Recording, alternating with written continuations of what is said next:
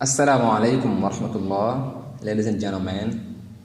It's a great happiness to be with you here on our YouTube channel. My name is Sheikh Khadim Faye from 15. So, our lesson today will be articles. mbokk ñu leen di nuyu bu baax di amaat mbégte ci dajawaat ak yéen suñu leçon tey mi ngi war a nekk article dañuy wax article kon buñ tàkkat la tuuti ñu ñëw ci leçon bi incha allah.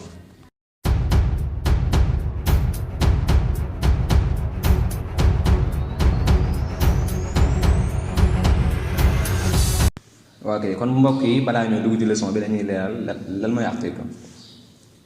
article bu ñu ko waxee moo di lu nga xam ne day ràññale ki nga bëgg a tudd ba xam maanaam kuñ mën a teg baaram la wala déet lu mel ne ci wolof nga ne ab xale ak xale bii ab xale boo ko waxee kenn xamul ban xale la waaye boo ne xale bii dañuy xam ne ki ngay waxal kon loolu mooy article moom nag bu dee ci anglais dafa am ñett am na am an am aussi the benn bu ne ak fi ñu koy jëfandikoo bu ñu xoolee leçon bi kon dafa wax ne bu njëkk bi mu ne we use an when the word starts with the sound of a, o, e, I, u, h mu ne we use an dañuy jëfandikoo an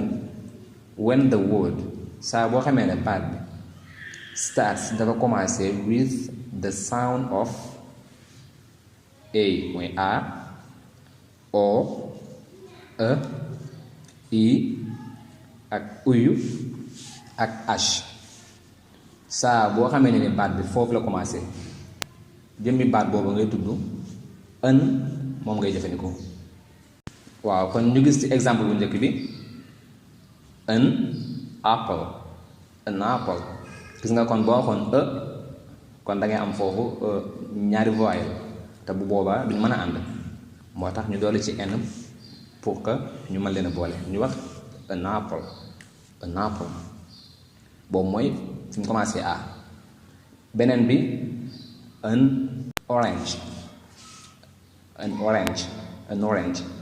nga foofu tamit oo la commencé kon dañuy bañ ñaari voyelles lii di taqaloo beneen bi ñu am an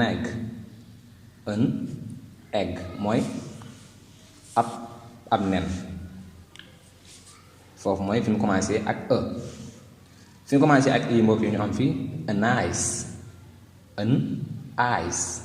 ice mooy glace kon fi mu commencé ak yu ñu am fi an umbrella mooy lan mooy parasol feneen fii fi mu commencé ak h mooy an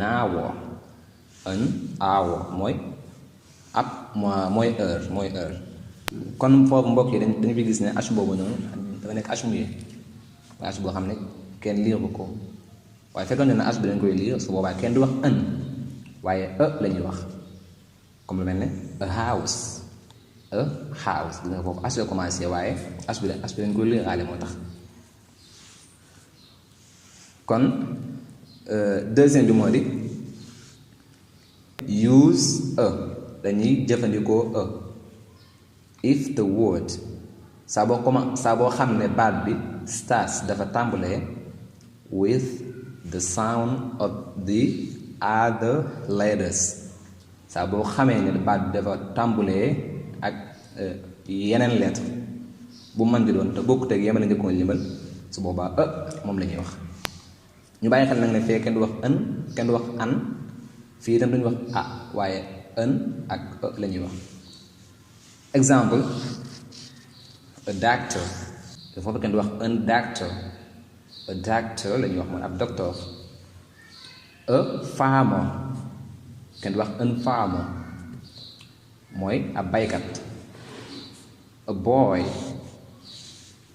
mooy ab xale bu góor and a girl ab xale bu jigéen gis nga yooyu yëpp boo xoolee lañ jëfandikoo waaye kenn waxul ën. kon ñu leeral rek diggante the ak ën ak mooy lan boo nee the mooy tolloog nga ne lii nit nga ne the boy xale bii, waaye boo nee a boy mooy ab xale rek. kon seen diggante loolu la. bi ci topp mbokk yi muy troisième point bi mu ne do not use the with countries and cities. mu ne the nag kenn du ko jëfandikoo ci ay dëkk wala ay réew. exemple kenn du wax I'm from the Senegal, kenn du ko wax. du ñuy wax I'm from Senegal. gis nga kon Sénégal ab réew la, moo tax kenn du ko jëfandikoo dëkk foofu. beneen bi itam bu dee dëkk kenn du wax I live in the Touba or I live in the Dakar, kenn du ko wax. lu ñuy wax I live in Dakar or I live in Touba.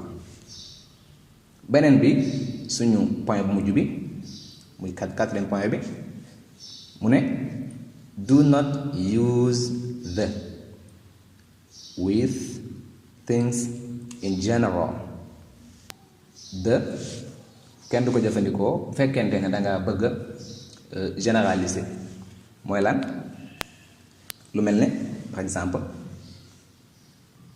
she likes the meat, loolu kenn du ko wax. boo bëggoon a wax nit kii wala ku jigéen kii exemple bi leen di dafa bëgg yàpp, kon doo wax the, ndax jubluwoo ci yàpp bi waaye yàpp rek nga bëgg a wax. exemple nga bëgg a wax ne man damaa bëgg café wala damaa bëgg meew, doo wax I like the milk, ndax jubluwoo ràññale benn meew. kon looy wax I like milk, maa bëgg meew, or I like coffee, wala dama bëgg café. kon mbokk yi loolu moo nekkoon suñu leçon tey. ñu am contentement bu baax a baax ci ànd ak yéen di wax ngeen continuer abonné. asalaamaaleykum wa rahmatullah.